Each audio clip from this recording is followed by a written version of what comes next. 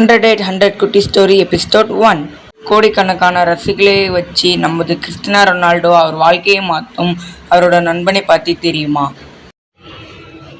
Ronaldo சின்ன வயதில் இருக்கும்போது அவரோட நெருங்கிய நண்பன் ஆல்பர்ட் ஃப்ளெர்ட் அவர்கள் ஒரு கிளப்ல விளையாட இருந்தார். ஒரு நாள் போர்ச்சுகலோட பெரிய அகாடமிலேருந்து செலக்டர்ஸ் வந்தார்கள்.